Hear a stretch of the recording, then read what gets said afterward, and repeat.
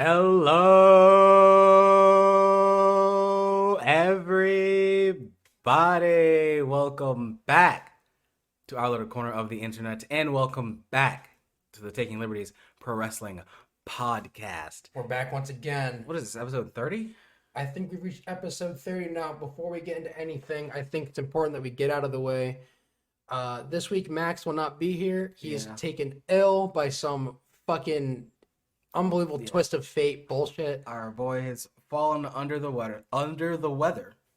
So we hope you feel better, my brother. Yes, we will man the ship. We're going old school TL. Yeah, we're taking it back. We're popping a rating for that one, I'm talking about, old school. Yeah. True. Anyways, you can find us on Twitter, twitter.com @TLProWrestPod. We also have a Patreon if you're feeling like you want to throw a little extra our way. Never required, always appreciated. That is patreon.com/TLProWrestPod.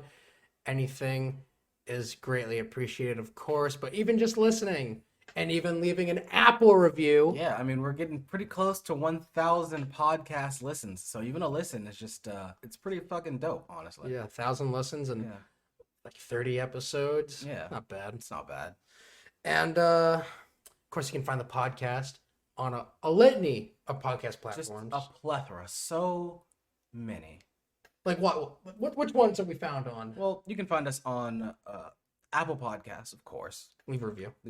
Or I'll kill you. Google Podcast, Spotify. Yep. Breaker, Stitcher, Anchor, Owltail, Blueberry, Overcast, Pocket Cast, Radio Public, and of course, Bullhorn. Oh hell yeah! So just so many places. Everywhere. Yeah, I mean, we're around. You can just legit. It's honestly ridiculous. I'll sometimes, just a little ego stroke. Well, no, it's really just for the metrics. But I'll type in our name to Google and see, how many more places we've appeared.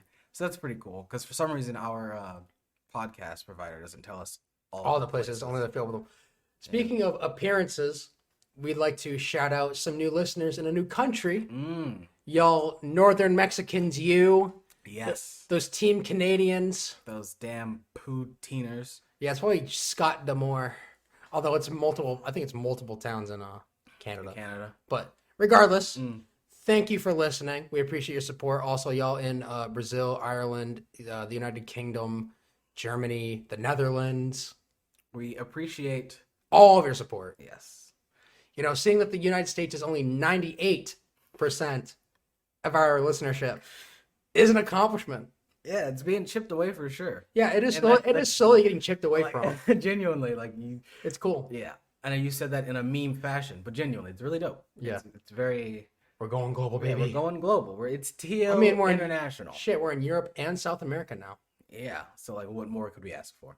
I actually got to conquer Asia and Africa and then Antarctica. If we're gonna go by our United States education, we're on 3 continents. True. Some would say 2. I don't care about those people. I don't care. But 3. It's 3. There are 7. Count it. 1, 2, 3, 4, 5, 6, 7 continents on this planet. Anyway, this is the Taking Liberties Pro Wrestling Podcast, and we normally talk about some TNA iMPACT. Yes. This week we watched TNA iMPACT from July 8th. Yeah. 2005. This episode was less shitty than normal. It's really weird because this episode was on my birthday. Yes. Yes, this episode would have aired on my 7th birthday. 7. Yeah. Yes. Yeah. Okay. Nice. Yeah. You're born in what, 98? Yep. All right. Now everyone knows your birthday. Yeah, I'm 23. Yeah, they knew my birthday like 3 months ago, and it happened too. Or that's 2 months ago. That's true. Don't worry about that. I mean, shit, I turn 21 next month. True. So, but I'm already old and I'm only 20. Anyways, the show opens. We get right into the action, and Mike Tenay sounds like he has a cold. Yeah. Like his voice did not sound right, and I was like, "Damn, bro, you need some NyQuil, some Dayquil." Yeah, you probably got a couple more tapings to go. Can't really. Some Dayquil. Yeah, you can't go to sleep. honestly. So the first match of the show was Chris Saban and David Young. David Young, the perennial jobber. Just The stars. just To the universe. The celestial jobber. That's what he is. Honestly. The match starts. Strange enough, the match is like any David Young match, which is weird. So they do a bunch of grapple shit. They do The fundamentals. the fundamentals. But for some reason, David Young takes most of the matchup. I don't know why David Young matches seem to go like this. Yes. It's really weird. That's what. And I get it because he's gonna get all his shit in because he's gonna lose. I get it, but it's brother, if I'm losing, I'm getting nothing in. That's the point. I'm doing none of my shit. Right. But anyway, so yeah, the commentary in this match, they're talking about how. Well, really, they're just talking about Samoa Joe because Chris Saban is facing Samoa Joe at the next pay-per-view, which is No Surrender. No Surrender. So, yeah, because they keep putting those shitty No Surrender commercials in the show. Anyway, so yeah, they're having this match, or this match is a slight backdrop to the commentary. And the next match actually, are a backdrop to the commentary, and they're just talking about how Samoa Joe, he can choke you out, he can fucking beat you, he can pin you, he can fuck you, he can fuck on you, he can submit you, he can breed you, he can do so many things. And they're talking about how he hasn't won, or he hasn't lost, or he's only lost a match. One match. He's only lost one match in 3 years. Yes, sir. To which Don West notes, this David Young, he's probably only won one match in 3 years. They're just talking about how these two are polar opposites. Yeah, they were shitting on David Young. They were shitting hard on David Young in this match. Yeah, they're just pretty much talking like, fucking sucks. Well, no, they were putting him over, but not enough compared to how much they were burying him. So like, yeah, it's like he fucking sucks. This guy's a fucking loser. He won one match since like 2002. But if he can just get that spine buster in, we've seen it. We know if he can just get it in, he might be able to win. But it's like, bro, you're not putting this guy over enough for the amount of shit talking you're doing. That was what was weird about this match, is that they started out shit talking him. By the end, they're like, "Oh my god, he might actually win this? What the fuck?" Yeah, because they're like, "Oh shit, wait, what? He might win." A couple of near falls in. Yeah, it was. Yeah, they were zooted. Yeah. So, yeah, because there was a.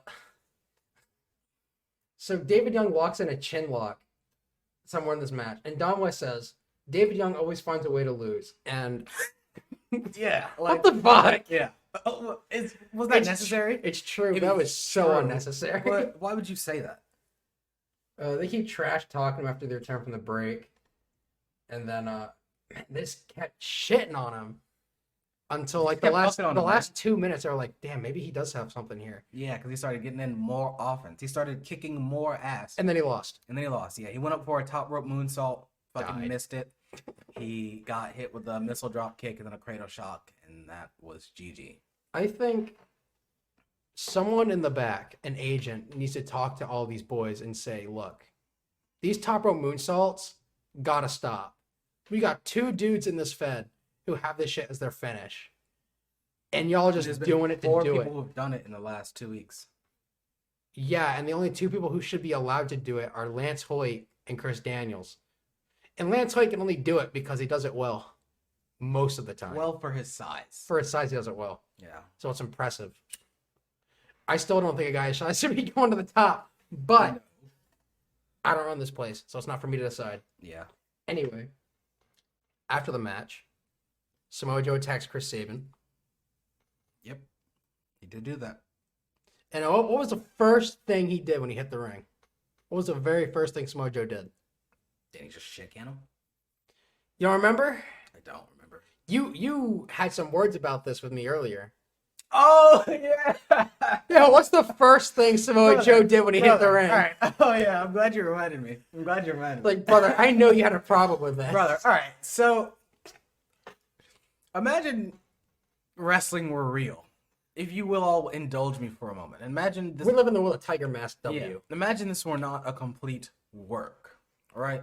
So imagine these are 2 competitors that are going out and trying to get a legitimate advantage on one another.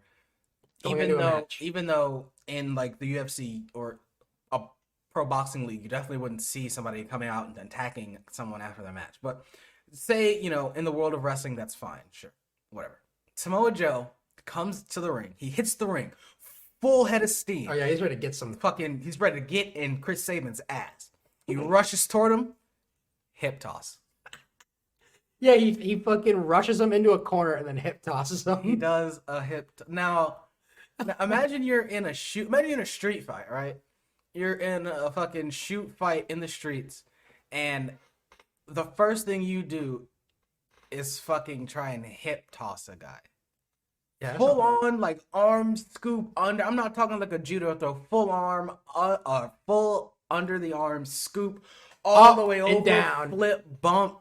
Like, that's what I'm talking. This shit was ridiculous. Well, don't you understand that Chris Saban was clearly worn out from a hard-fought battle with the celestial jobber, David Young?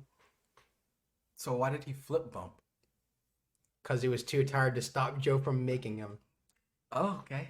You know why? Why? Because celestial jobber David Young took him to the limit. He showed he did. He showed some real guts in there, kid. He did. Some real drive. Oh my gosh. And you know the rest. Whatever. So, yeah. Shoot hip toss, I guess.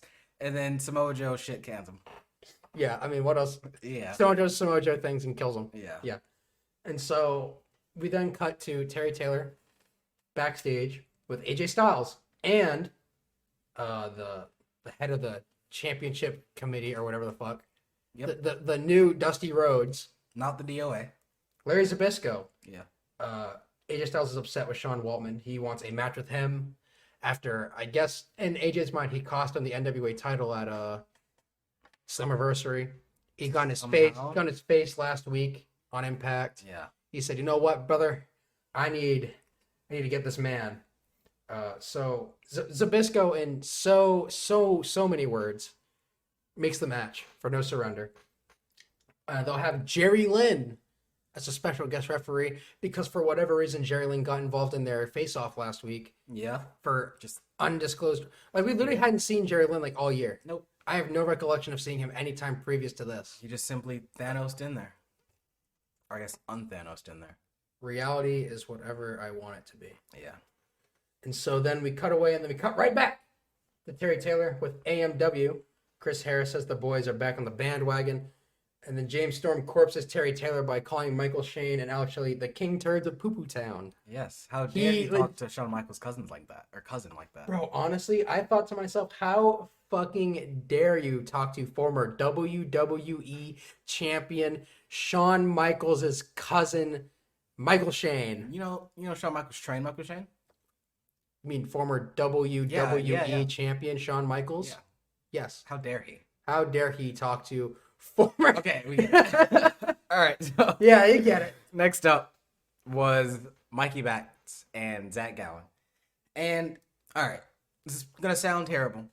I don't want to keep seeing Zach Gowen wrestle.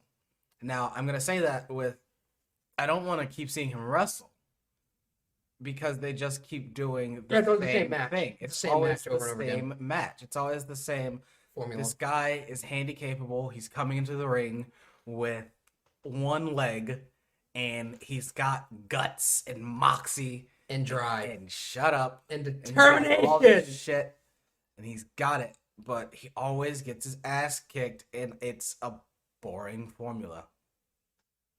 Yeah, I mean, at least this week they did something to spice it up a little bit. I mean, this match was a backdrop, so it was a backdrop to Jeff Jarrett getting heel heat for himself. pretty much. Match starts 2 or 3 minutes deep. Jeff Jarrett comes out from the tunnel. Got some fucking. He goes to the timekeeper, tells that Billy. He just starts ring the bell. Ring the bell. He rings it once, and then he rings it twice, and I was like, oh, he must have trained the fucking TNA timekeeper because he just starts going ding ding ding ding ding ding ding ding ding ding. I was like, I see. No, you see, anytime it's not Jeff Jarrett that's the cause for all that bell ring, he's the one doing it.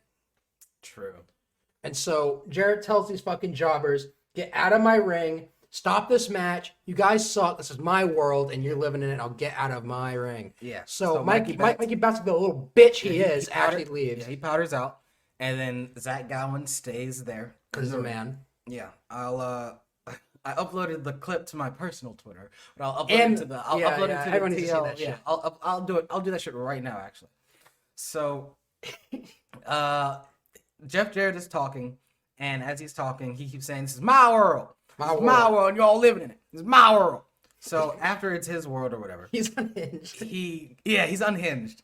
So he goes up to Mikey, or he goes up to Zach Gowen, who has not left, and he's like, "All right, boy, this is for the hearing impaired. I'm gonna tell you one more time. Get out of my ring. My world. It's his world." This is Joker Jarrett. Yeah, This pretty is much. his Joker run. So when Zach Gowen pushes Jarrett, Ill-advised. he just pushes him. Yeah, he's like, "I'm tired of this shit." So he pushes him. Brother, Jarrett's like, "All right, I got something for you." Yeah. Stay right there. I got something. Yeah, stay right there. I got something for you. Yeah, don't move. Yeah. So And Zach Gowen did not Gowen move. did not move. This dude could have powdered out at any He moment. could have, but he did not. No. So that Gowen is in the corner. Jarrett goes to get the guitar, and as he goes to get the guitar, Gowen does nothing. that Gowen, I mean, it's not that he does nothing. He's trying to pass him. He's trying to jump by him. And then Jarrett is body blocking him, and he hops on one leg, Making fun of him. this He's one like, leg, you will. and then he fucking cracks him in the head with the guitar. Yeah, he crushes him. He said, "I fucking hate you, Yeah. Zach Gowen." Yeah. So that was, yeah. It was whatever you want it to be. How about that? Yeah, so Jarrett's super unhinged. He fucking, after all this, he starts cutting a promo about all these new talents and this being his world. More of this being his world talk. He threatens to take Abyss's title shot and Raven's championship and no surrender. And this confused me, but TNA says Jeff Jarrett has gone into business for himself. Fucking did say that. I was like, what is that? Do you mean, does that mean that he's going to be taking liberties? So What does that mean in disgusting. Bro, in kayfabe, what does that mean? Does that fucking Honestly, in kayfabe, what does going into business for himself mean? I thought in the world of wrestling, everyone was in this business for themselves. You would think everyone's just in it to make money, but whatever. Guess not.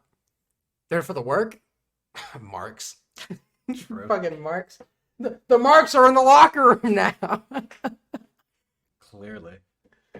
And so we have a triple threat contest. We have Samoa Joe versus Elix Skipper versus Shark Boy. And before I realized this was a triple threat and Elix Skipper came out after Samoa Joe, I thought this guy's going to die. Yeah. And he did die. He did die. So at the beginning of the match, Skipper and Joe completely just disregard Shark Boy's presence. Yeah. So what does he do but go up top and just fucking dive on him? Yeah, he does like a kick. He does a drop kick to Skipper while doing a crossbody to Joe. That's pretty cool. Yeah. Bunch of shit. There's a tower doom spot as Shark Boy does a sunset flip bomb to Joe as he suplexes Skipper from the top. And then Joe hits a double German. And that shit looked dirty because I'm pretty sure Shark Boy and Elix Skipper both landed on their heads. Yeah. Yeah. I mean, it looked like Joe legit had to muscle up Oh, Skipper. yeah, he had to like force it. So, yeah. Yeah. Skipper gets Shark Boy up on the top rope, attempts the tightrope a tightrope walk. Yeah. Joe kicks his feet and does a death bump. Literally lands on the back of his neck. Joe hits a muscle buster and the coquina clutch on Shark Boy to win. And I'm really not a fan of the muscle buster setting up for the coquina clutch. Like, bro, just pin him. Why you gotta do all that? Gotta set it up. Bro, you could do a coquina clutch at any point in the match. Just do a go behind. No, it's yeah, not- yeah. Lock up, face lock, go behind, coquina clutch at the end. See, I was won in like 10 seconds. Look at me. I'm the world champion. Nah. Damn. Speaking of champions, the number one contender for the X Division Championship is up next as we have Petey Williams versus Amazing Red. Yep. And I was very happy to see Amazing Red on TV. This match Or was TV. Yeah, this match was pretty cool. Only thing I didn't really like was the finish. Yeah. I mean, pretty much for the same reason that you didn't like the finish of the last match. just a bunch of setup shit. Well, I mean, yeah, pretty much. So, Chris Daniels on commentary for this match, and I said at the start, I'm really expecting a clinic. I kind of got one. It was a good match, It was a good match. but it wasn't what I thought it was going to be. Yeah, I mean, it was another backdrop. Like, all these matches have really Been about the commentary. Yeah. Yeah, so red hot start, crowd's hot. Standing shooting star press from the apron, pop me, super big. Well, why would that? Yeah. Yeah, well, you know. Yeah, I did a fucking standing shooting star off the apron to Williams on the floor. Red goes for a Frankenstein, gets power bombed for 2. Williams gets Amazing Red and the trio woe and taunts the crowd, which allows him to get out of it. Then Red does a bunch of cool kicks. Another standing shooting star. So, yeah, while all this is happening on commentary, Christopher Daniels is saying that Petey Williams is a one-trick pony, pretty much, that he only has one move, which is the Canadian Destroyer.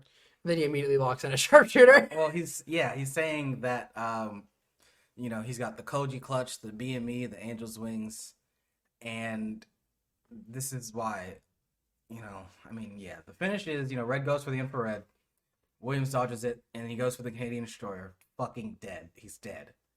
We killed him. And then he locks in a sharpshooter for the win. Yeah. I don't like... doing a move into a submission. Not even that. I don't like a move as impactful, or, I guess, your finish being used as a setup move. That's what I don't yeah. like. I mean, honestly, at least with Joe, the Muscle Buster is a signature move. It can finish people, but it's more of a signature. See, I guess it's just, to me... You're used to being his finisher? Well, that, but also, I would so much rather take a fucking coquina clutch than a muscle buster. I mean, yeah. Just like I'd rather take a sharpshooter than a Canadian Destroyer. I'd rather take that fucking knee Adam Cole does before I take a Panama Sunrise. Again, I don't like that. Why do you use a Panama Sunrise as a signature to a knee strike? Yeah, like why are you doing the less horrible move as the finish? Yeah. Regardless. Petey Williams wins, showing off, I've got more than one move, son. These Canadians are real tricksters. Not going to say it. Anyway, we move on to Terry Taylor, who's with Monty Brown. I love Monty Brown.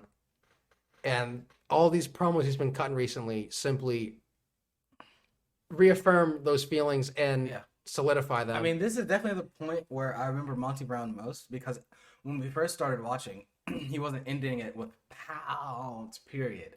But, like, this is distinctly the Monty Brown that I... Every time he does that, it's like, this is... period. It's the final exclamation. Like, this is the Monty Brown that I firmly remember.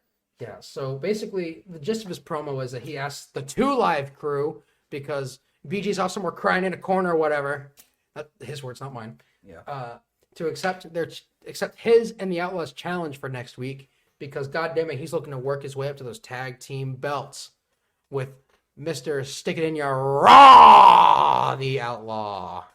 Yeah, that guy. Period. And then we move on to Abyss with James Mitchell versus Cassidy Riley for probably the 3rd or 4th time this year. Yeah, I was starting to notice. I was like, I saw this match. I was like, damn, did this match happen like 3 weeks ago? Yeah, literally. Yeah, like, bro, I remember what this the match like fuck? 3 weeks ago where he killed this guy. Yeah, I was like, He simply just did it faster this week. Yeah, I was about to say, in that match he got in, Cassidy Riley got way more offense in than this match. So, yeah, I mean, Abyss fucking hits the fucking shock treatment, black hole slam, gets the win. Yeah, I mean, really the only bit of offense Cassidy Riley got in this match was before the bell when he springboarded at him, and it looked terrible. Yeah. His springboard was like, bro, don't do that ever again. Yeah, pretty much. Abyss just, the whole gimmick is that James Mitchell is trying to get over the dominance of Abyss. He's also helping him focus. Right. Really hone in on his opponents. Right. He's trying to, stop getting fixated on the dumb things. Yeah, and he's trying to help him, dot those I's and cross those T's. Yeah. Yeah. He's trying to do all the politicking, Yeah, he's doing all that backstage politics that exists in kayfabe. Yeah, that. So, after the match, Raven hits the ring and gets the chain wrapped around his arm, hits a low blow, and clotheslines Abyss out of the ring with the wrapped up arm. Abyss basically no-sells all this. Yeah, I mean, he powders out and comes right back in, pulls Raven's legs to fucking crotch him on the ring post, which is square, mind you. So he's taking a full corner to his nuts. Yeah, and the taint. So real not fun times there. Yeah, Abyss gets the chain, attempts to murder Raven again, and then like 8 security guards pull Abyss off of Raven to I mean, honestly, all they did was help Abyss strangle Raven for like 10 more seconds. I was like, Honestly, you're just killing him more. Yeah. He wrapped like you said, he wrapped the chain around his neck and then he choked him very gingerly. Yeah, until the boys came through and started actually choking the shit out of him. Actually fucking hanging Raven, yeah. Yeah. Yeah, like before it was a work, then it turned into a shoot because had 8 dudes pulling on it. True. 8, definitely not local talents. For sure. 8, definitely not bigger than most of the guys on their roster. No. That doesn't make sense. So anyway, speaking of big people, we then move on to Team Canada versus Lance Hoyt and the Naturals in a 6-man tag. Of course, big men being A1 Alistair Ralphs and, of course, the Lance Hoyt. Very big Hoyt crowd. There was even a baby wearing a shirt with Hoyt's name on it 3 times that was probably homemade. Really? You didn't notice it? No, I did not. Yeah, Hoyt is clearly this crowd's baby man.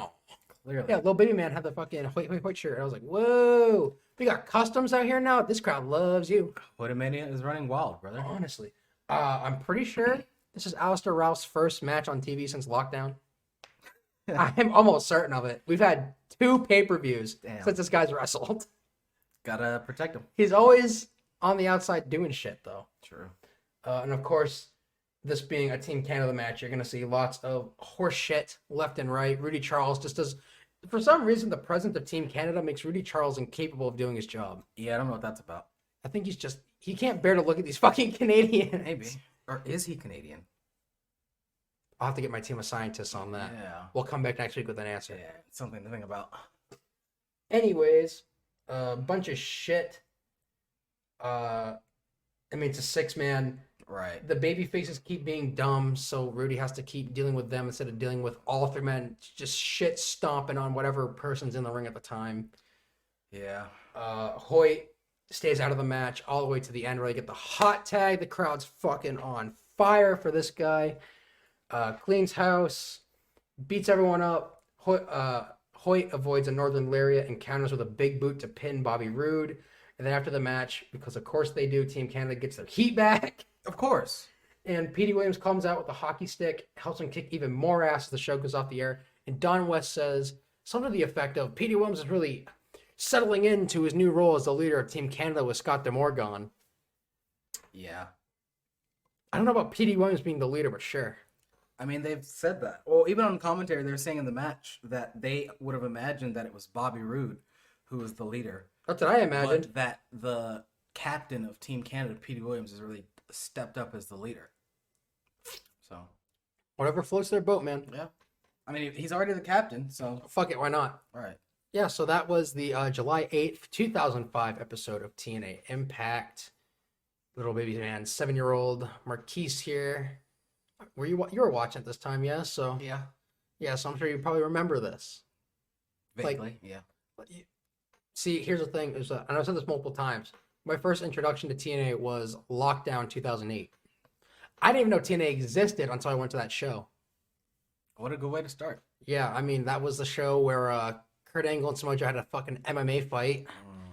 And the Lethal Lockdown, I'm pretty sure, where I think it's James Storms takes a death bump on the top through some tables. Yeah, that one. True. It's a good show. It was a good show. Anyways, that was TNA. This week, we're going to lay our old friend, the Allegory segment, to rest as we blow our load and talk about the one we've been saving since the very start. Yeah. Because this one is so goddamn good that we knew we'd never top it. Yeah. So we're going to go out hot. Hopefully we might have a segment next week. If not, Don't. We'll take liberties on you if you actually expect it. Yeah, don't hold us to that. So this week we're going to talk about Madara Uchiha and Vincent Kennedy McMahon. Yes, sir. They are to a T the same person. It's uncanny. It's genuinely. almost inarguable. I mean, quickly run down some of the points. They're old. They're both old. Two incredibly old dudes who refuse to fucking die. Yeah. Having life's mission to rule the world. Yep. In whatever it is they do. Mm-hmm. They both have direct ties to the president of their land. True. Of course, Hashirama Senju in the Naruto world and former United States President Donald Trump. Yeah. And they are both the higher power. That is true. They are both genuinely the higher power. were They were the both- power pulling the strings behind the scenes. Yeah. I mean, Vince literally and as a gimmick in the Fed, and also Madara pulling the strings through Obito and the Akatsuki. Yeah.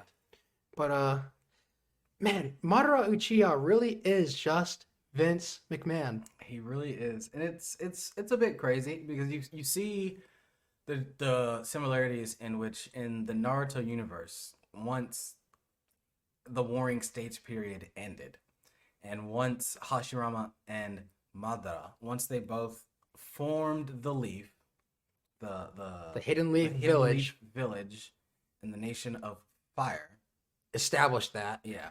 Once they established that, you saw that other villages, Other nations began to pop up. they started to look at this top entity, and they started to take ideas from it, and they started to use it in their own right here and there. Really influencing the way the entire world around them is built. Yes. Kind of like the pro wrestling industry. Yeah. I mean, go to goddamn any indie fed that ain't like semi-large or like a deathmatch type thing, and they're all trying to copy some shit from Vince. Period. Genuinely. They're all trying to copy something from him. Oh, yeah. I mean, it's Whether it be trash bag wrestlers dressing up like Jeff Hardy, it's too many of those.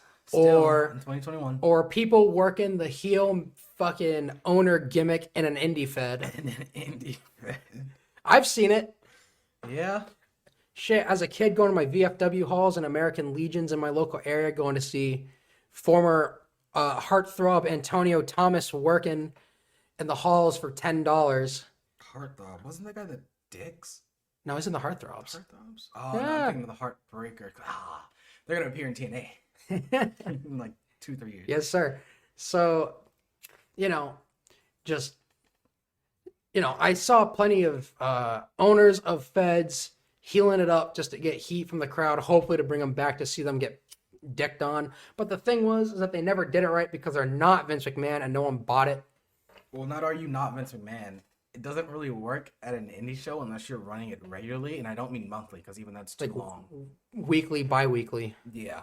Something where they can keep coming back consistently. All right. But that being said, the point is everyone's stealing shit from these motherfuckers. Period. Yeah. These two old, evil, powerful men. Incredibly evil. And they don't even realize it. No, they don't. But they don't care.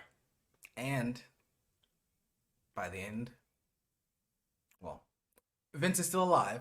I don't want to get grim, but they have definitely lost what it is that brought them to the dance.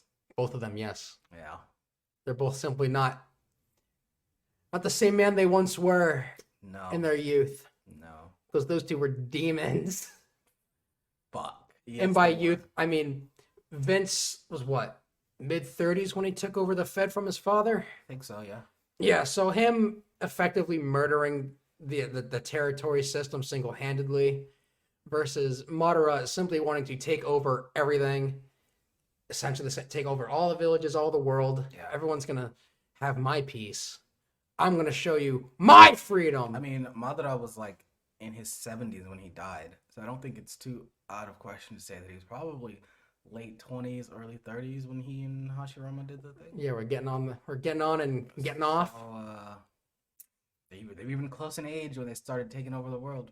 Yeah, or at I least mean- when they started their plan for world domination. Yeah. I mean, also, you say Madara died around 70, and again, not to get grim, but Vince is 74. yeah, so you never know. Madara Uchiha, big global localization guy. Yeah, big globalization guy. For sure. He's going to globalize peace forcibly. All right.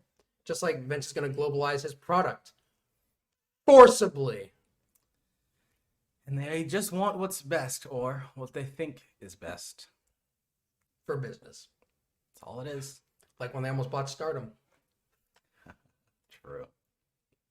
That being said, that truly was the creme de la creme of all comparisons you could ever make between pro wrestling and the anime world. Yeah. I mean, genuinely, like there is no arguing the fact that. Yeah, I mean, we both watch a lot of anime. Mm-hmm. We couldn't really find any more comparisons. Genuinely. I mean, if we'd looked deeper and harder, we probably could, but we both got jobs and shit. Like, yeah, I got shit to do. Yeah, we got shit to do. We're recording this episode after I just got out of work. Yeah, we got shit to do. Like, thankfully, this is my day off, but yeah, I mean, we are people. So we do exist outside this podcast. Right. So unfortunately. Yeah, genuinely. Trying to grow this shit. Anyway. But yeah, they are the same person. I mean, genuinely, they it's all there. It's all there. All the puzzle pieces align. They are two sides of the same coin. Or two of the same side. They're two faces coin. Yeah. They're both heads on the same coin. They are. Yes, they are. That is, you know what? That is how you call it. They're both heads on the same coin. Yeah. Double-sided coin. Yeah. So now we can lay this segment to rest as we say goodbye and we say hello to Season 1, Episode 2 of WWE Tough Enough. Yep. We're back with it. Had to watch some more. I knew, man, we're getting closer. It's been almost 3 months since we touched the first episode. 3 months? I mean 3 weeks? No. 3 months? What do you mean? The first episode was like... No way. Was it really that long? Yeah, in my notes it said June. We watched... There's no way. Yeah. We watched that in June? I haven't opened those notes since. No way. I need proof. Show me the receipts. This is for the... You see how far it is down? Where is it? There it is. June. Wow. Yeah. The end of... Okay, so we probably recorded that at the beginning of July. Damn. Wow. Wow. Anyway, I'll take it upon myself to go over anybody that we talk about on this episode and give you a breakdown of who they are just in case you don't know or if you don't remember. Because, I mean, that episode was a minute ago. Yeah, it was a good bit. But, yeah, so we're looking at Tough Enough 1, Episode 2, titled Down and Dirty. And boy, were they ever. It was the episode of our resurgence. Was it? Yeah. Really? Yeah.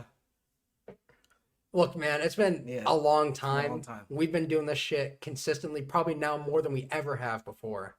Unquestionably, yeah. We've been on the rolly roll. And anyways, episode starts with the cast members in the house that they stay in. You know, the people training to become a potential WWF superstar. Yeah, I mean, yeah, it starts off with people on the phone. Calling home. Calling their moms, their dads, their or girlfriends, their boyfriends, whatever. Their folks.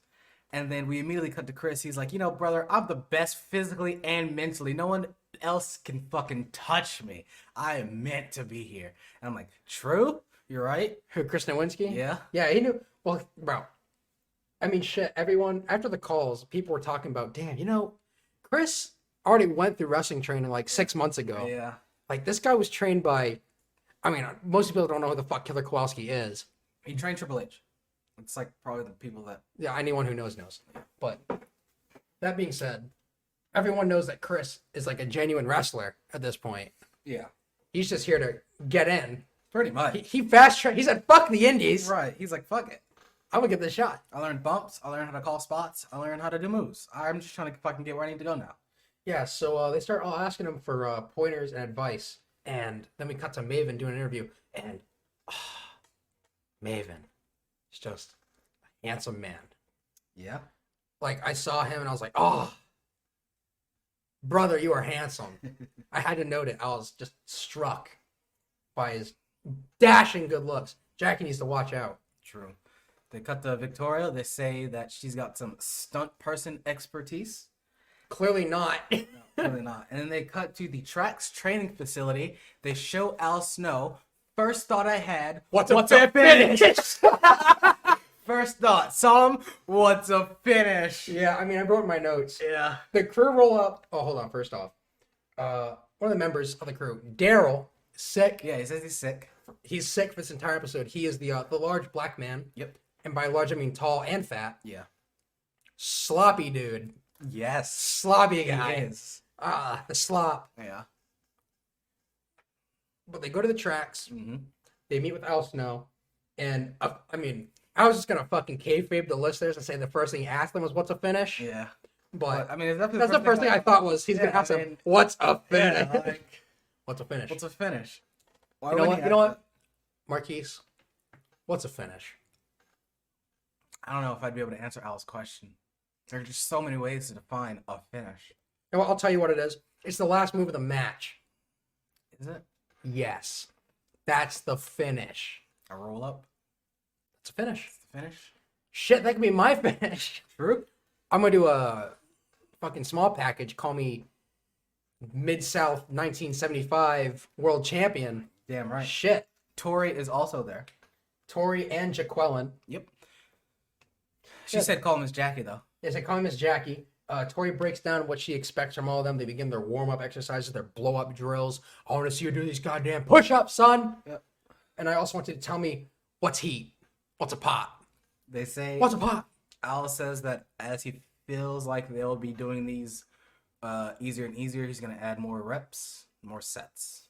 I mean, I would too. Yeah. I mean, that's how it works in general. If things start getting easier, you just make it harder. Yeah. So then we get to see Al walk them through how to safely take a bump. And this was the beginning of something I noticed here was that throughout these next couple of days of training, Chris is the example every time. Yeah. Chris is always the example. So yeah, Al demonstrates a bump. He says, keep your chin tucked, keep your shoulders back, keep your hips forward, land as flat as possible. And he tells them if you can't bump, like if you can't get this down, then you literally can't go forward. Like, yeah. So they do bumps. They do a bunch of bumps. Victoria, the stunt woman, keeps fucking slamming her head into the mat, beaming herself so fucking much. Yeah. She does. I would think a stunt woman would know how to. She bump. does a bump, and like she keeps landing on her head. tailbone and cracking her head off the mat. She keeps whiplashing herself every single time. She shows they show us her doing it 4 times in a row. Just which leads out to say that don't worry, tomorrow it'll all come together, or you'll be a vegetable. Pretty much. He told her you'll figure it out, or you'll stop moving. Yeah. So then we cut to them arriving at the WWF headquarters to get a workout in. Gonna pump some iron. Get a montage of everyone but Darryl working out. Darryl sitting on the chair just watching everyone solemnly. Yeah. And I mean, honestly, I can sympathize with getting sick, brother. But if I had this opportunity, I would not be having this attitude. Something. I mean, Bro, a couple of reps, a couple of sets, bro. I mean, you don't have to do your whole workout. You can do dumbbells. Just something low impact. Cut your workout in half if you're gonna fucking still be at the gym. Shit, dude. Yeah, you just had like a real boo-boo face the whole time. Yeah, And it was real unfortunate.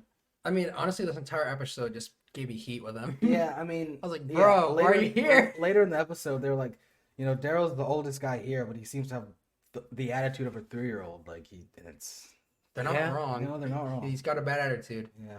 But then we get to everyone back at the house. They're talking about the first day of training, and Greg, the guy who wanted to get out of his was it football, baseball? Yeah, whatever. His brother's shadow. His brother's shadow because he's just a great college athlete. He said, I want to do something different, so I'm going to go to wrestling.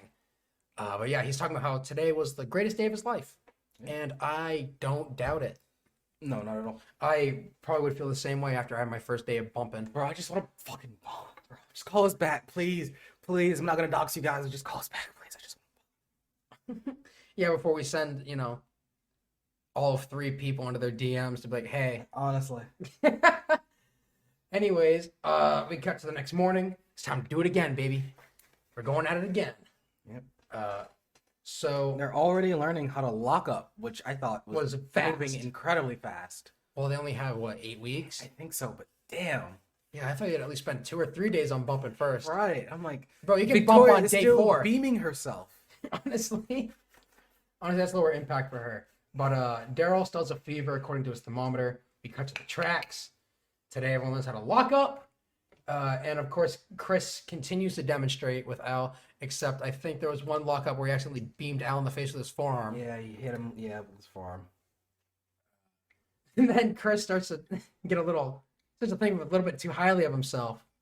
He starts Giving pointers. Resonating. Starts going back to the days in Killer Kowalski's school. Yeah, showing boys how to fucking do the so front face lock. And yeah. he's like, no, what the fuck is this shit? Well, not even that. He's doing the lockup, and he does the front face lock, and he's like, yeah, I forgot who he was doing it to. I think it was Jason, the big bald guy. Yeah, so he was doing it with Jason, and he hits him with the, they do the collar and elbow. Lockup. They do and then he does a side headlock. And he's like, yeah, so I'll get you to side headlock. I'm going to stand like this. You're going to stand here. Yeah, you're going to position your feet like and this. he literally said, so this is how I can call spots to your ear. And then that's when Tori jumped in. She's like, what the fuck? No, shit. What the hell are you doing? Whoa. What are you doing? Yeah. Who told you could do that? Yeah. So Tori just, reams him. They made their point before. It was much nicer than a reaming, but she definitely was stern. I don't know about reaming him, but she did just say, like, we're gonna teach you the WWE way. You need to forget all that shit. And she did say this is the last time we have to tell you. I'll say this. She was much nicer about it than Taz was. She was much nicer than probably anyone else would have been. Fair enough. Stooges. Yeah. Fucking stooge. Yeah. So, yeah, she just says, this is the last time we're going to tell you. You got to learn the WWE way. And then Chris, you're right. Chris is like, yeah, she's right. I was just being boneheaded. Or I think he said nut-headed, which I've never heard that one. It was weird. He was being a nuthead. Yeah. Well, he is Harvard graduate. He's got extra vernacular. True. He's got more brain up there or whatever. Yeah, less gray matter. Yeah. Sorry, kid. I got all of it. Yeah. So then everyone lines up to take bumps. Victoria still suck massively. But not just any bumps. Oh, yes, they were doing, They move bumps on over. They move on to flip bump drills. Was that? I thought they were doing bumps over Al Snow first. Ah, that's true. Yeah, they're doing back bumps over Al Snow. True. When Darryl gets me, he says, "For the love of God, do not crush me." He knew this fucker was dangerous. Yeah. Lethal, even. And the he bump took a was shitty bump. Yeah, he did. Took a real shitty bump. He landed A heap. again on his tailbone and his elbow, so I know that hurt. Yeah, he just landed like a heap. Yeah. Then we see Victoria, and then they move on to flip bumps, all on the same day. Yeah. So Alice says, do a handstand, which I'm like, this is fucking dangerous, but whatever. He's like, you're gonna fucking stand on your head and then. Oh, actually, bump. you know what? That was a different day. Was it a different day? Yeah. So after they did the bumps over Al's back, they go back to the headquarters for another workout where Maven finds Stephanie McMahon on the stair climber, and of course he marks out a bit because he's a marky mark. And then we see her go up to Victoria at the water fountain, who's is having a rough go of it, probably having a bitch of a headache, probably a full-on migraine because she's crushing herself left and right. Oh yeah, I'm sure.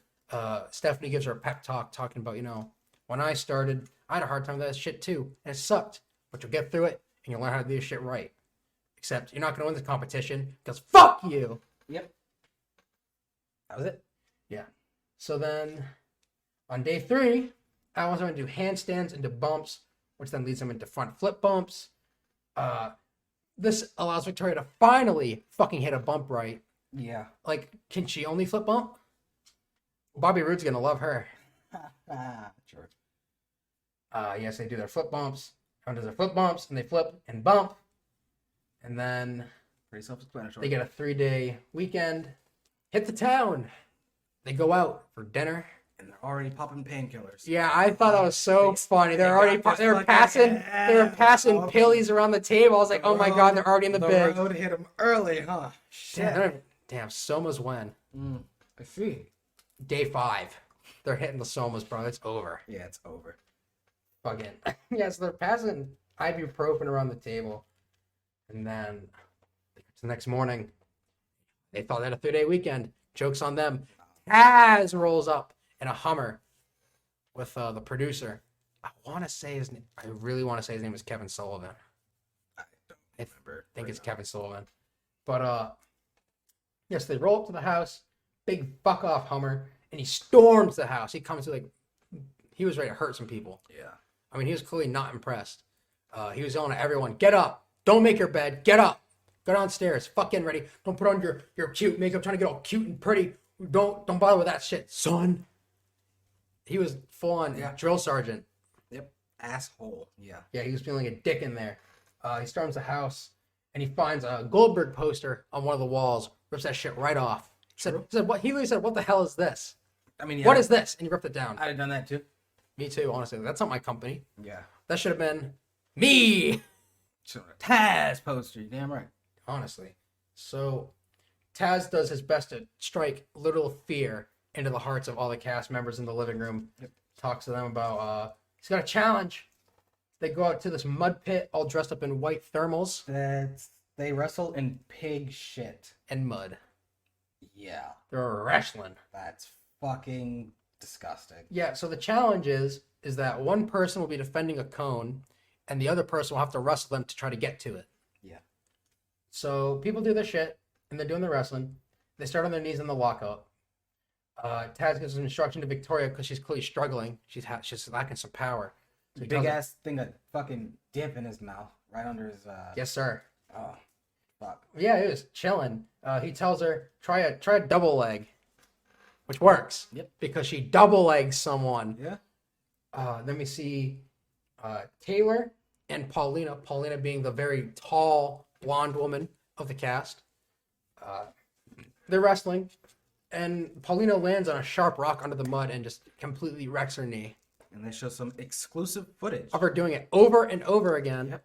and then them treating it, being like, just move it. Just, can you move your knee? Yeah. Move it. Move it. Taz is just like, just move your knee. Just what? move What it. is so difficult? Just move your knee. She said, "Move it." He said, "Move it." All right, now roll around and Roll on onto all your fours. knees. Yeah, Yeah, go on roll all fours. on your knees and get on all fours. And then stand up. What? Like, damn, Taz Bro, just took a Give rock to her the a knee. hand. Like, help her stand up. Damn, dude.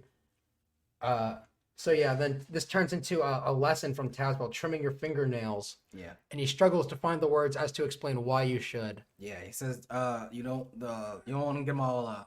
They're dirty, filthy. They're gonna have a lot of Disease. disease. Yeah, germs. That's the word I was looking for. Yeah. He was struggling. So then he gets the crew to run behind the Hummer in their wet, heavy, muddy clothes, and dude, Darryl was not having this shit. No. He wasn't having it. He was having a full-on temper Well, tantrum. before they over it. do that, thankfully they show more exclusive footage because I was definitely. Oh worried yeah, about yeah, this. yeah, yeah. I was definitely worried about this. Thankfully, they show more exclusive footage of them.